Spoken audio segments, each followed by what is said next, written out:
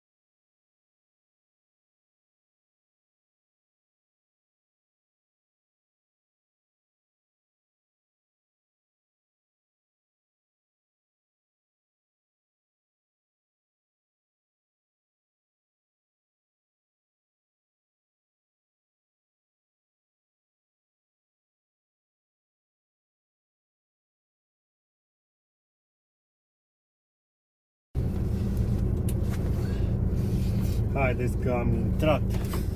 Au mutat și aici alea să pot să mă mut mai în față, să pot să desfac. Zăpada a început să se pună pe jos și e foarte greu să mai pleci după loc, după ce te oprești. Și vedem, revenim când plecăm. Abia am urcat acolo, s-a prins pe înregistrarea după GoPro. Ne vedem după. Gata, oi, frații mei. Am desfăcut și prelata. Pe jos s-a albit de tot. E belea. Să vedem după ce rămân gol cum să mă pot mișca, că nu-i dat cu nimic pe aici. Și stivuitoarele astea fac oglindă pe jos. Pe unde trece ăsta de n-are nimic pe roțile alea, e jale, oglindă se face pe jos și trebuie să mă duc în spate în curtea aia, că aici n-am nicio șansă. Dacă aș vrea să o îndoi, la revedere. Trebuie să mă duc în spate în curtea dincolo, pe acolo, pe după țevile alea, mă întorc acolo. Dacă reușesc, să vedem. Abia am reușit să urc dealul acolo sus. Haide să vedem ce o să mai întâmple. Dacă vă place, apăsați și dumneavoastră butonul de abonare, să mai fac și eu un abonat.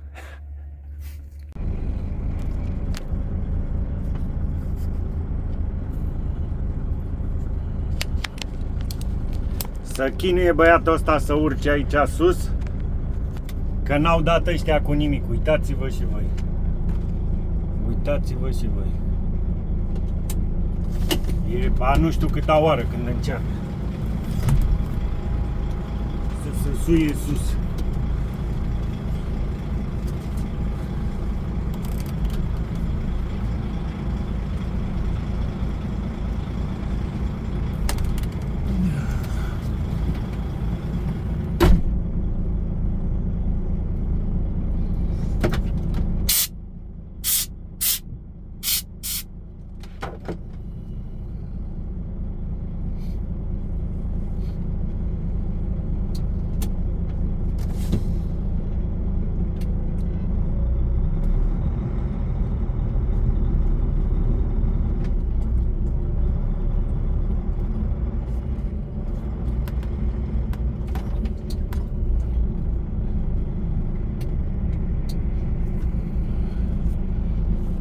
Hai, că a luat-o cumva.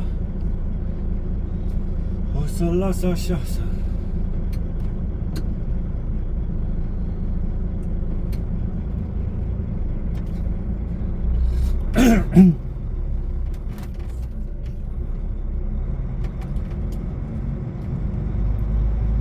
Trebuie să mă duc și eu până la toaletă aici, că dacă e iarna asta așa,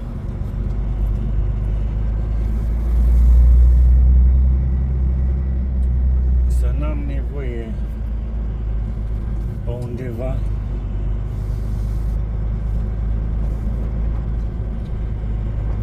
așa, mă duc aici, pac, pac, vin înapoi. Haideți că am revenit și eu am zis să dau drumul la filmare. Am terminat și cu al doilea job. Mulțumesc, mulțumesc mult! Să vă dea Dumnezeu sănătate multă, familiei, tuturor.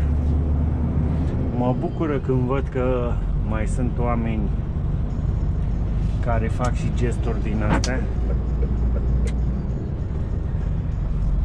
în România. Sunt din ce în ce mai puțin, dar totuși, uite, băiatul ăsta a scos oglinda asta așa încoa.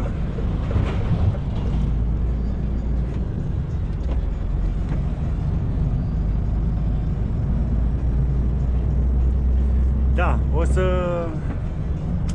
v-aș ruga să vă abonați dacă aveți plăcere. Mi-ar prinde bine o abonare, un like, acolo și ăla e gratuit. Să lăsați un comentariu dacă vă place, dacă nu. Să lăsați un comentariu să spuneți dacă mai merită să trăiești în România sau ce aș putea să fac să câștig mai mulți bani și să stau mai mult cu familia, chestii de-astea, orice. Puteți și să mă înjurați, lăsați un comentariu acolo, dar măcar să fie frumos, știi? Să nu fie de-astea de copii, de... Că bănuiesc că ar putea fi și de-astea. Da, astăzi este vineri, ultima zi din prima săptămână din an în care am început munca. Nici nu știu ce dată e, cu toate că am scris-o pe ăla, atât de capul sunt. E 16 ianuarie. Haos, a nins dimineață, de la prima oră, a început cu zăpadă. La un moment dat s-a blocat traficul, așa nu s-a blocat, s-a circulat în condiții adevărate de iarnă, se depusese pe sol 2 cm, 3 de zăpadă bătătorită, se alunecase, tot ce vrei. Mașina asta mea nu e cea mai bună și tot așa. În fine, am scăpat de tot. Abia așteptăm să... Am făcut și al 3-lea job, al 2-lea așa să zic, l-am încărcat. Merg acum, descarc și încarc a 3-a cursă, al 3-lea job pentru luni. Luni se face livrarea undeva în Prahova, Aricești, la Aricești.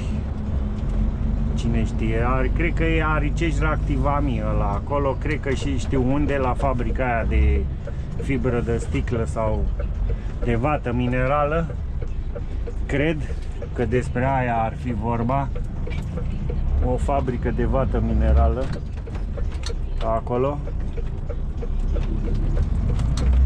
la Aricești Reactivami. Am văzut că e destul de mare lângă depozitul Lidl sau ce acolo. Să-i mulțumim la băiatul ăsta că a făcut gestul ăla. Oricum e aglomerat, n-ai unde să te duci. Am zis că o să fac o probă să vedem pe unde zice ăsta că pot merge.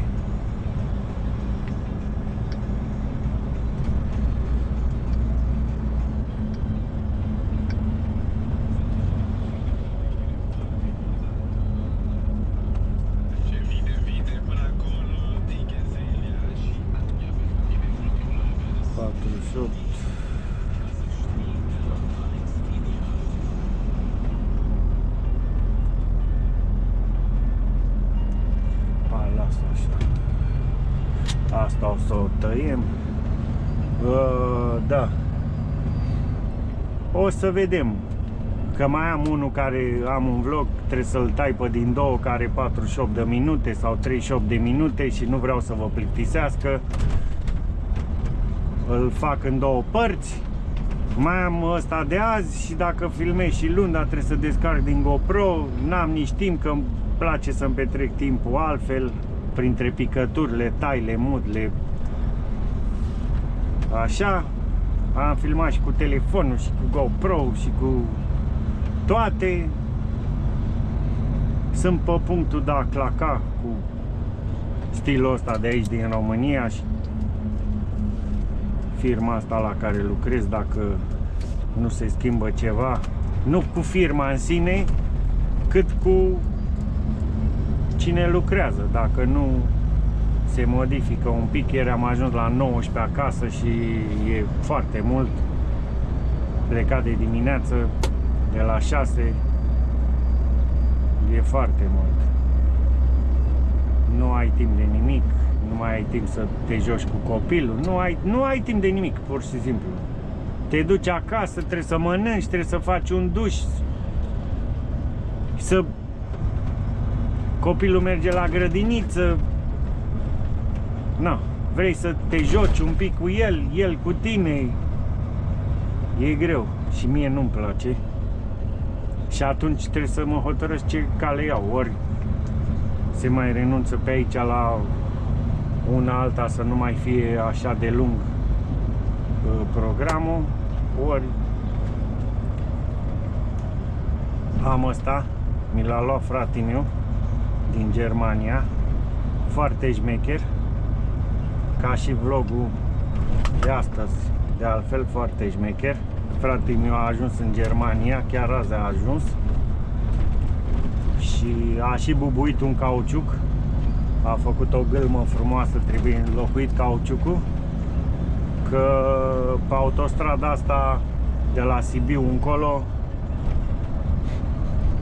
spre Nădlac, plină de gropi, a luat o groapă ceva și s-au tăiat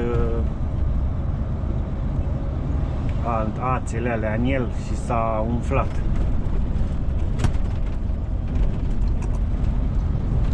Foarte șmecher ăsta. Nu știu ce firmă e. Habar am, aici scrie EMSA. EMSA, dar ține cafeaua caldă 4 ore. Dacă o pui fiartă 4 ore, 5 ore ai cald. Și apeși pe butonul ăsta aici, nu curge pe tine, nu nimic. Șmecher. Recomand.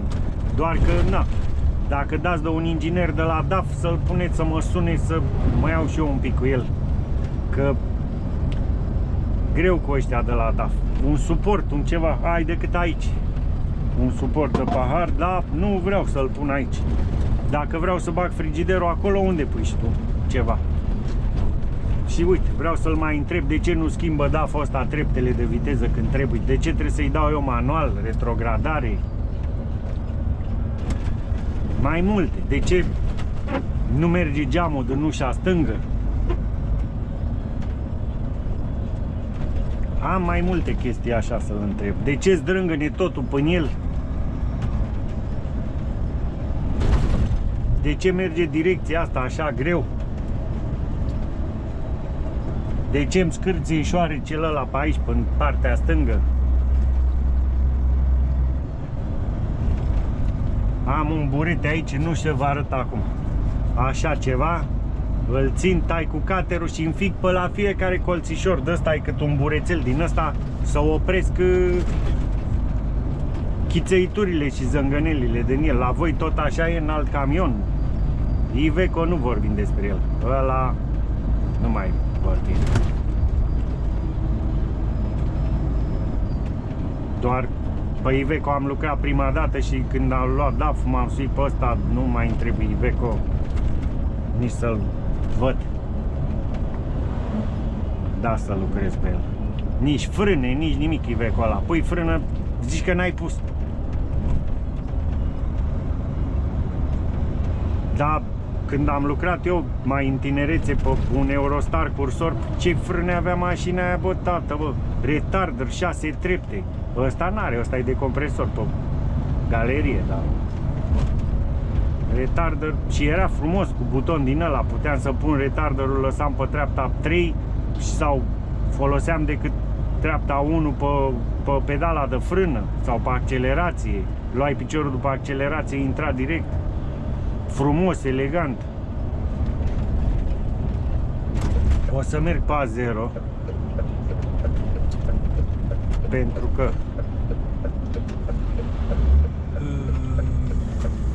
pentru că nu vreau să mă duc pe jegul ăsta de centură.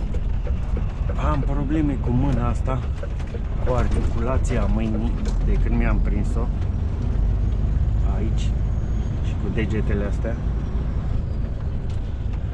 Da, nu știu cât am filmat, dar o să opresc filmarea și vedem dacă mai filmez ceva. E filmat ceva și pentru astăzi. Cred că am prins pe timelapse-ul ăla. Am urcat acolo, mai am chinuiala unui coleg care s-a chinuit să urce la firma aia acolo. Nu vreau să dau nume, nu vreau să... Nu sunt hater, nu... Fiecare face ce vrea, cum știe. Fiecare firmă își face îmbătătură. Asta e. Haideți! Un like, o abonare, un comentariu și eu sunt mulțumit și vă mulțumesc frumos. Ne-am adunat cam 700 de persoane, parcă. Și ar fi frumos să fim mai mulți, să vedem, poate plecăm în Germania. Nu se știe niciodată unde ne poartă viața. Totul s-a scumpit. O zi frumoasă și un sfârșit de săptămână frumos vă doresc. Nu știu dacă mai filmez. Să ne revedem cu bine.